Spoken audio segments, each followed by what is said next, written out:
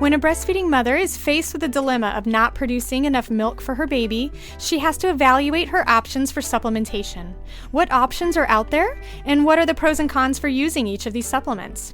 Today I'm thrilled to introduce Amber McCann, a private practice, international board certified lactation consultant in Maryland and owner of Nourish Breastfeeding Support. Today we are discussing supplementing options for a mother with a low milk supply. This is the Boob Group, episode 37. Breast milk, it does a baby good. Silly daddy, boobs are for babies. I make milk. What's your superpower? If my breastfeeding offends you, put a blanket over your head. Dairy diva. Don't be lactose intolerant. Nursing nature's own breast enhancement. Meals on heels. Whoever said there's no use crying over spilled milk never had to pump. Breast milk. All udders are inferior. Whatever your point of view, we're here to support your breastfeeding goals. We're the Boob Group, because mothers know breast. Welcome to the Boob Group, broadcasting from the Birth Education Center of San Diego. I'm your host, Robin Kaplan. I'm also an international board certified lactation consultant and owner of the San Diego Breastfeeding Center. At the Boob Group, we're your online support group for all things related to breastfeeding. Did you know that we have an entire panel of experts who would love to answer your breastfeeding and parenting questions? All you have to do is call our hotline at 619-866-4775 and leave a message on our voicemail. Your question will then be answered on an upcoming episode. Today, I'm joined by 4 lovely panelists in the studio. Ladies, will you please introduce yourselves? We'll start with you, Christine. I am Christine Schubert, and I am a RN and an IBCLC. I have 3 children, ages 6, 4, and 5 months. My name's Laura De La Torre. I'm currently a stay-at-home mom to my first son, Theodore, who is 3 months old. I'm Regula Schmid. I'm a stay-at-home mom on leave from a principalship, and I'm at home with twins, Brianni and Florian, who are 7 months old, and Vivian, who is 3. I'm Elizabeth Vasimio. I am 32, and I am a part-time student getting my master's in Oriental Medicine. I have 1 child, and he is 9 months today. Oh, happy birthday to him.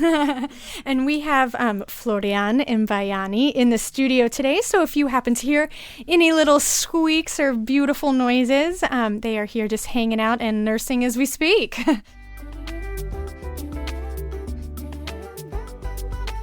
Before we get started with today's topic, here's a question you all had for one of our experts. Hey, Boob Group. This is Denise calling from Talmadge, Ohio. And I wanted to thank you so much for your recent episode on pumping. And I know that I do, and I know a lot of other moms out there have questions about this concept of like pumping when you go back to work. And it seems like there are lots of different opinions. So I wanted to ask about storage. While I'm at work, I usually pump a few times, and then I go down the hall, store my milk in the fridge for the rest of the day. But if I can't go straight home after work, I leave that in my car sometimes unrefrigerated, and I do plan to put it back in the fridge once I get home. But how long can that milk stay unrefrigerated before I'm able to get home? Thanks a lot. Hi, Denise. This is Jonna Rose Feinberg, an IBCLC in the Seattle area. It's great that you're pumping at work. The guidelines for safe storage of pumped milk vary depending on the source, so it's easy to get confused. Pumped milk is generally considered to be safe at room temperature for anywhere from 4 to 8 hours, depending on the source. Milk in the fridge is considered safe for 3 to 7 days. It's fine to gather the milk from more than one pumping session and then store that milk in the fridge until the end of the day. At that point, it would be great if you could transfer the pumped milk to a small ice chest or insulated bag with an ice pack. The cooler will help maintain the milk during your trip home, even if you have to stop to run errands or even go out to dinner. Many quality pump kits come with some sort of cooler, but you can use anything from a small, well-insulated lunch bag to a hard-sided cooler you keep in your car, depending on how long you think the milk will need to maintain its temperature.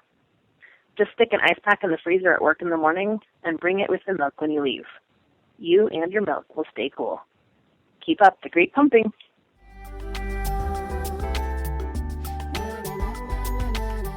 Today on the Boob Group, we're discussing supplementation options for a mother with a low milk supply.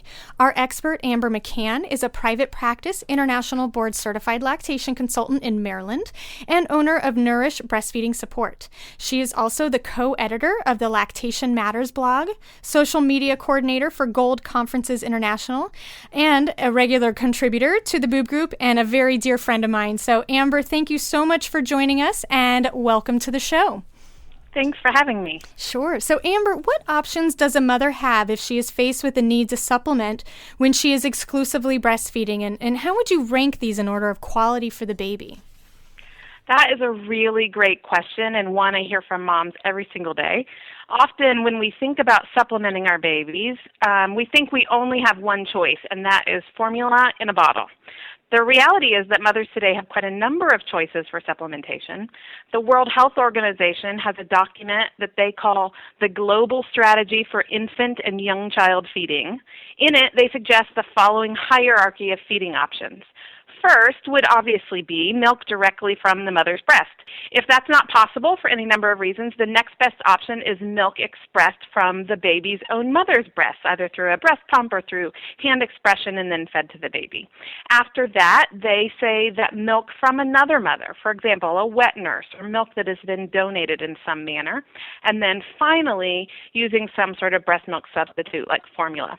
Now, obviously, each of these options has its advantages and different advantages to different families, but I think it's a really good place to start talking about what our options are.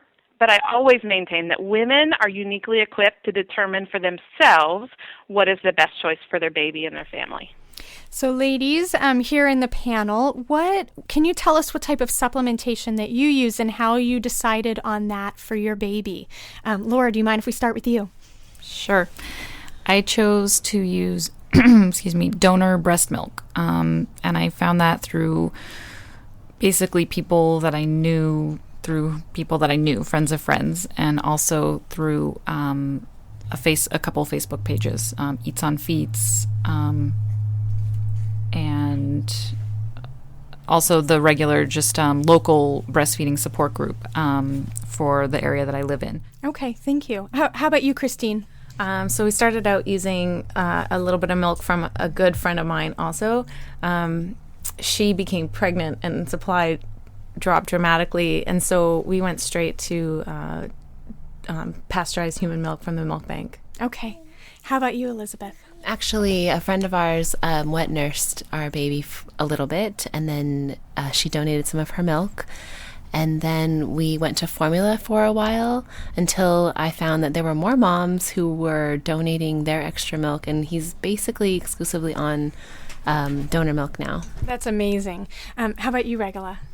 We went with milk bank milk at first with Vivian, and then later when we ran out of that, we bought a can of formula, which made me cry.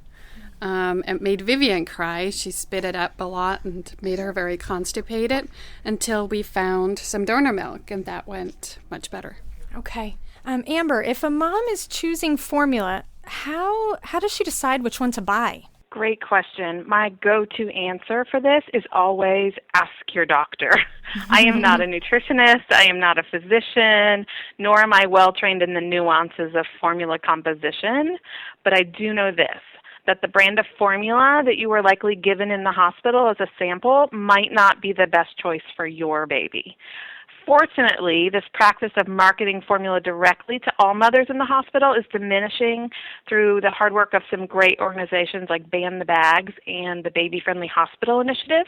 But what parents need to know is that if you're choosing to use formula, you need to connect with your baby's pediatrician as to what is the best option for your child, even if it's different than every other mother in the neighborhood. And it seems like every mother here, Christine, did you say you used donor milk? Oh, you did, from a friend. So, milk sharing is obviously a very popular topic. And so since milk is a bodily fluid, is it safe to offer someone else's milk to your baby? And what are the safety precautions one should look at?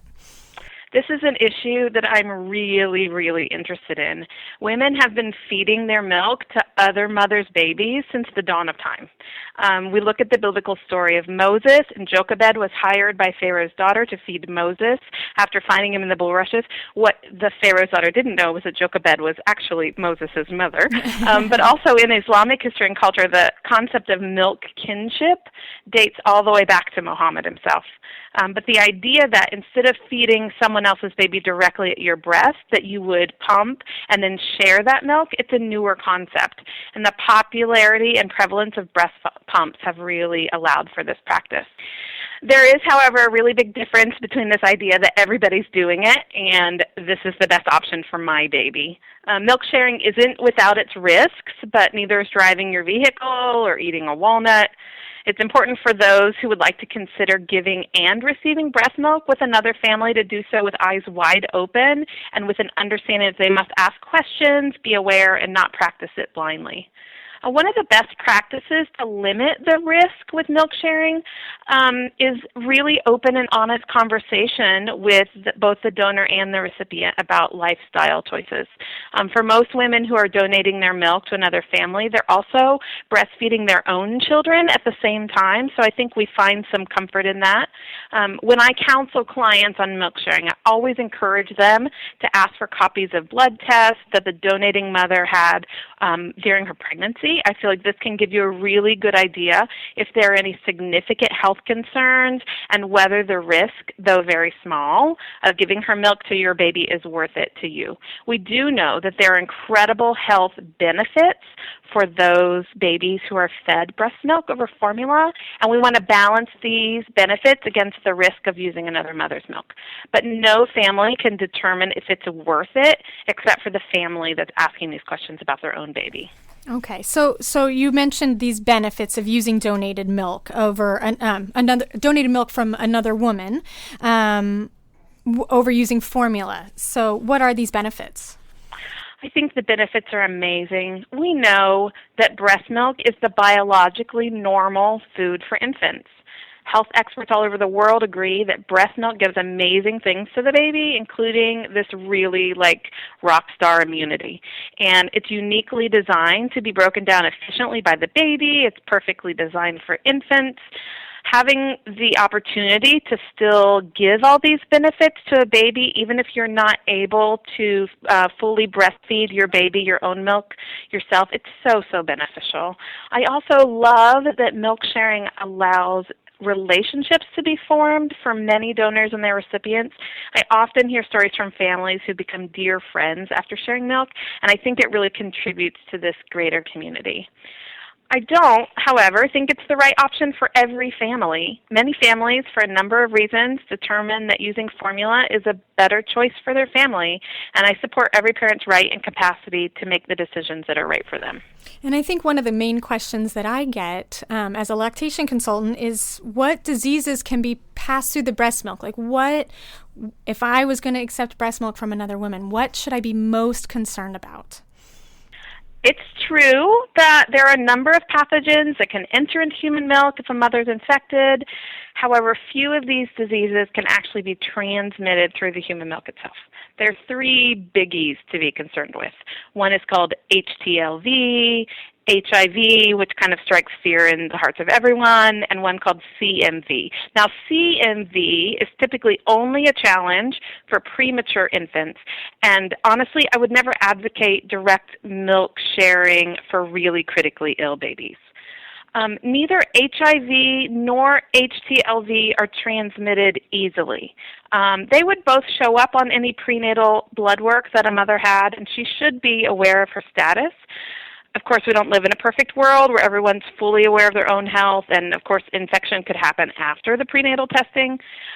But fortunately, HTLV can be deactivated by freezing milk, and I think a lot of mothers who receive milk directly from another mother are getting it already frozen. And HIV can be deactivated through flash heating. Treating any milk you receive for your baby by freezing and flash heating can really further limit the risk to the baby. I will admit all of these diseases sound really crazy scary, and while I believe the risk is really, really low for a healthy infant to receive another mother's well-screened milk, I believe more that each family has to determine for themselves what they feel comfortable with. Okay, and so if moms were looking for donated milk and they did not have a friend who could donate it to them directly, where can they find someone to donate milk for her baby?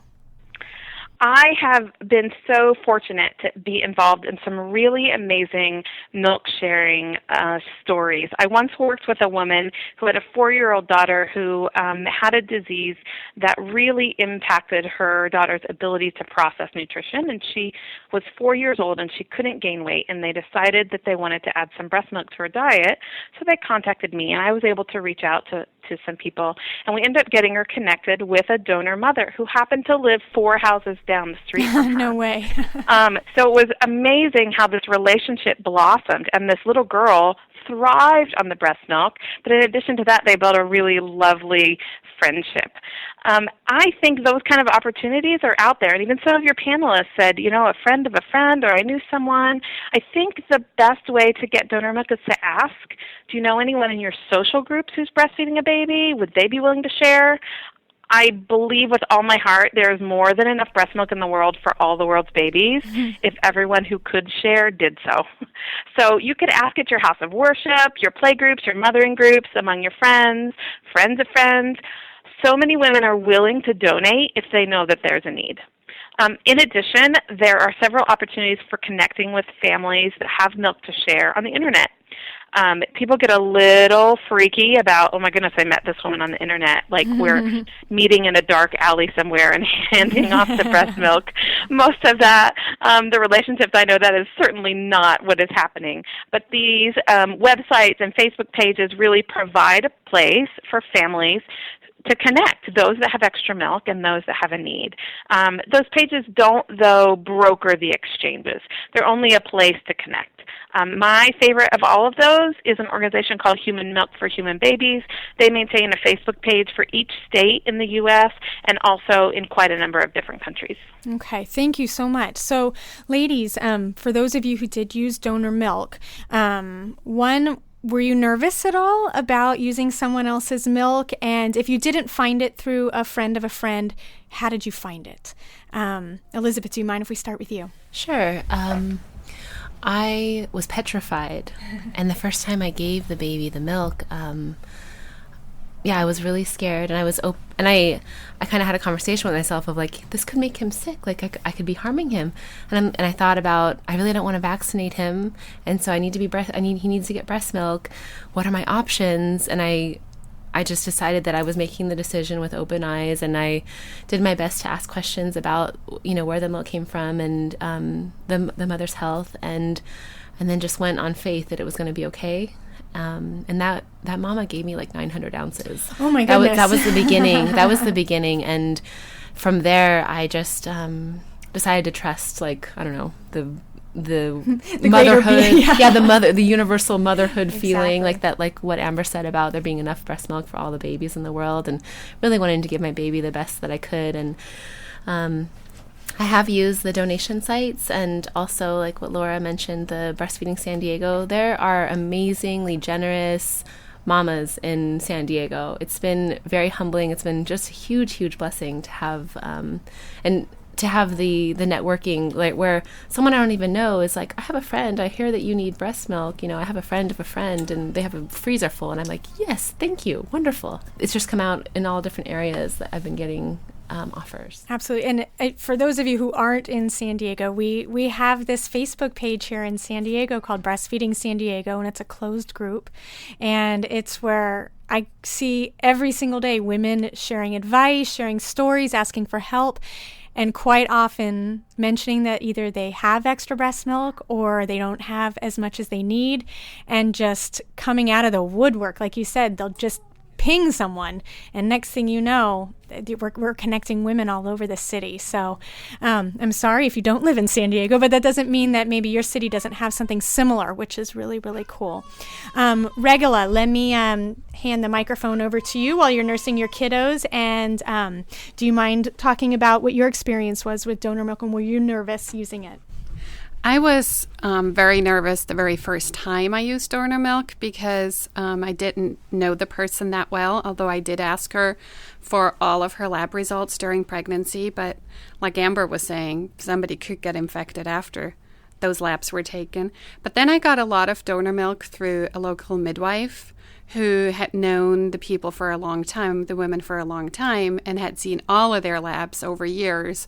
So that made me feel much more comfortable. That's another really good point to bring up, too. You never know if your healthcare provider, especially if you're working with midwives, they see lots of moms and they see them postpartum as well they still maintain this connection. So that's a great point. Laura, how about you? Well, I feel like I'm in the minority because I honestly had no concerns using it. We had to start using it day 2 of his life, and the person who had donated the milk, it was through also my midwife, and so she knew the person very well and had known her and trusted her, and I trusted my midwife, and my son needed the milk, and I don't remember having any concerns. That's great. How about you, Christine? Yeah, I was concerned. So using a very good friend's milk made me feel a lot better. We also, we've known the couple for a long time, and I've always felt like if you know the husband really well too, you should be pretty safe. So, and then with we switched pretty quickly to from the milk bank, and I felt very comfortable with that. And we'll be talking about milk banks in actually just a few minutes, because that's a really interesting concept of using milk that's been pasteurized as well. So, Amber, before we take our break, would you say that there are any issues that a mother should be concerned about when accepting donated breast milk for her baby? I think you've heard me say this again and again, but the question of, is this the right choice for my baby and my family? I think each family has to examine their own thoughts and concerns, ask every single question that's on their minds and hearts, and only step into this kind of relationship with a donating family when you feel really confident in that decision. Okay, well, thank you. When we come back, Amber will discuss home pasteurization and the option for purchasing breast milk from a milk bank. So we'll be right back.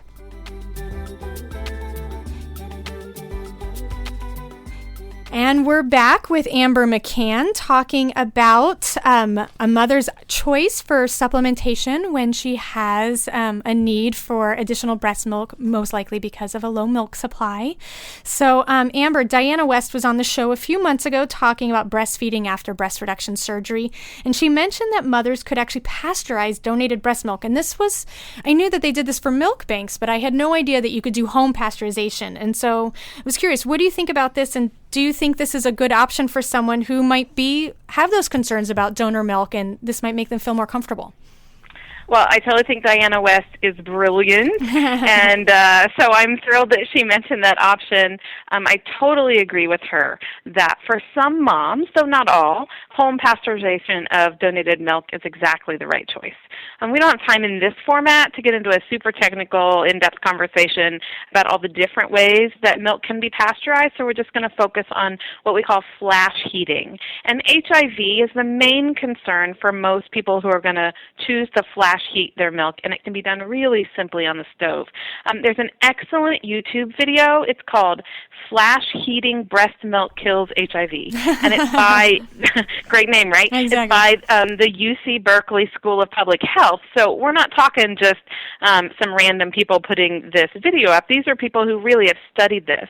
And the process involves making sure all of the utensils are clean, and then we pour the milk into a glass jar. This jar is placed in a pot with water, and then together the water and milk are heated very quickly until the water reaches a rolling boil. At that point, you remove the jar of milk and allow it to cool. It's a really low-tech method, and it's being used all over the world by HIV-positive mothers, and it can be a really effective method for mothers who are using milk sharing as well. That's so amazing. I mean, when she mentioned it, I was like, that just opened up, or at least for me, thinking about how possible it could be to include that as a possibility for moms when they know that it removes that extra stress of wondering what's being passed. Absolutely. And additionally to that, what questions should a mother ask her possible milk donor before accepting her milk? Well, I mentioned really having open and honest conversation about lifestyle is really the best way to limit your risk. And I would love if every mother considering accepting a donation of breast milk asks for a copy of the prenatal blood work from their donor. I just feel like that's a really good step for families. Some families also want to ask about additional lifestyle choices like smoking, alcohol, diet, caffeine, medication usage. There is a really excellent list of questions for donors on the website www.eatsonfeetsresources.org. It's www.eatsonfeetsresources.org. They also include a list of questions that donors can ask their recipient families, like how will my milk be used and how long do you anticipate needing donor milk? Oh, that's really interesting too. So make sure that it's actually being used appropriately. I mean, I figure if you pump that much out, you want to make sure it's going to a good cause.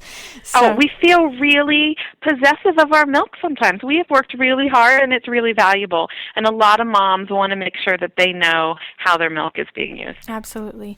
Ladies, did you find it was difficult at all to come by the donor milk that you ended up receiving? Or was it fairly easy? Laura, you're shaking your head. It was fairly easy? It was fairly easy. I just put the word out through everyone I knew and also my midwives and then Eats on Feets and then the San Diego Facebook page. Okay. How about you, Elizabeth? It became easy, but in the beginning it was difficult and stressful. And it was like a full-time job, like driving an hour to get 20 ounces. Yeah. Yes, I would do that. I was literally driving all over the county for any amount for a period of time until I was able to get a kind of a comfortable amount and not drive an hour and a half for one or two feedings. Sure. How about you, Regula? I drove all over the county too, and sometimes it was hard because donors would think, oh, they have all this milk, and it would be, like you said, it would be 20 ounces that would last a day. So it was difficult until I came across a donor who had the freezer full because she had pumped for her premature baby. And that pretty much lasted us until I was able to exclusively breastfeed. How about you, Christine? Well, it was because it was such a dear friend of mine. She actually would drive to my house and drop it off for the first few weeks and before we got the milk from the milk bank. So, yeah, it was very easy on us to stay home, and she brought it over. So that's wonderful. And that brings up a really good point. I'd like to talk a little bit about milk banks. And so, Amber, can you, there are probably many of our listeners who have never even heard of a milk bank. So what is a milk bank and where can it be found, or where can they be found? I have long said if there is one thing in the breastfeeding world that I would totally put on the cheerleading uniform and grab my pom-poms for, it is milk banking. Like, I totally believe in it and think it's one of the most powerful things we have going for us. In the United States, we're fortunate to have a number of milk banks associated with an organization called the Human Milk Banking Association of North America. I mean, seriously, these milk banks save babies' lives every day. They receive donations from mothers. They process the milk through pasteurization, and they distribute it to really critically ill babies all over the country. These banks have been in the news quite a bit lately, and they're desperately in need of donations. If you are a mother who has milk to donate, please, please, please, please, please consider whether donating to a milk bank is the right option for your family. They primarily serve very, very sick babies who are in the NICU and who are taking tiny quantities of milk at each feeding. A little goes a really long way with these babies, and a donation can have a really significant impact. The babies who typically receive milk from the milk banks, though, are very different than the babies who typically receive milk through direct milk sharing like we've been talking about. But both of these methods of getting milk to babies is really important. While the vast majority of milk from Milk Bank goes directly to babies in the hospital, there is a small amount that can be available to healthy babies for a fee. This fee is typically a couple dollars an ounce, but that can add up really quickly when you consider the amount of milk that's required by a baby every day. It feels really expensive, but this fee is very reasonable when you consider the level of testing and processing that a milk bank has to do for the milk. One of my very favorites, Neil Patrick Harris, spoke about this while he was on the Late Late Show with Craig Ferguson a couple years ago. He and his partner had twins, and they were purchasing milk from a milk bank for their babies. Some parents also can receive milk from a milk bank with a prescription from their doctor, and that milk might actually be covered by insurance. But in keeping with the mission of the milk banks, babies who are in critical health are always going to be the highest priority for them. Okay. And is the milk purchased from a milk bank safer than milk from a donor? I really think safer is a bit relative. Safer for a baby who has health challenges, is premature, who has a life-threatening illness? Absolutely. Is it safer for a full-term, healthy, robust infant? Maybe and maybe not.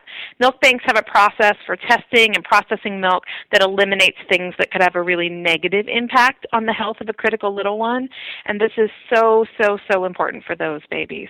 But I liken it to this. If you had a dear friend who recently had an organ transplant, you would do everything in your power to visit them in as healthy a manner as possible. You would scrub your arms and your hands. You'd wear a mask. But if that same friend had just gone through a healthy event like the birth of a baby, you'd probably just wash your hands. So I think different circumstances require different levels of caution. Okay. And for moms who are listening who do have an excess of milk and maybe don't have a friend that they would like to offer it to, and they would love to deliver it to a milk bank for babies who are critically ill, how can they donate their milk? I think any mom who is able to produce more milk than her own babies require should at least consider whether donating to a nonprofit milk bank is the right choice for her.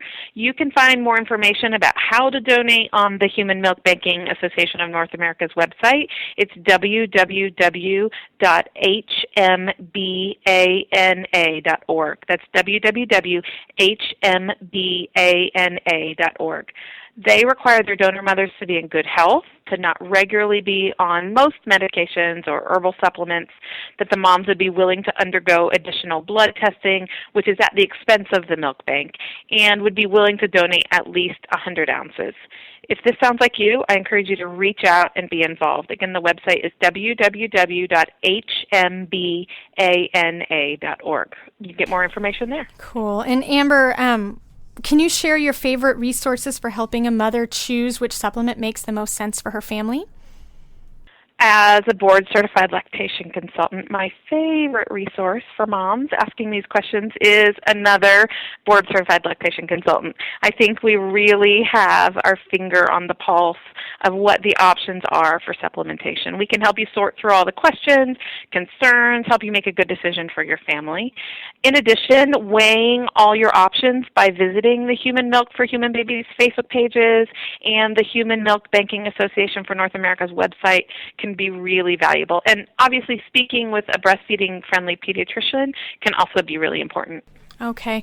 Well, thank you so much, Amber, for your insight into supplementing options for a mother who has a low milk supply. And for our Boob Group Club members, our conversation will continue at the end of this show, as Amber will answer a few more questions on this topic. For more information about our Boob Group Club, please visit our website at theboobgroup.com.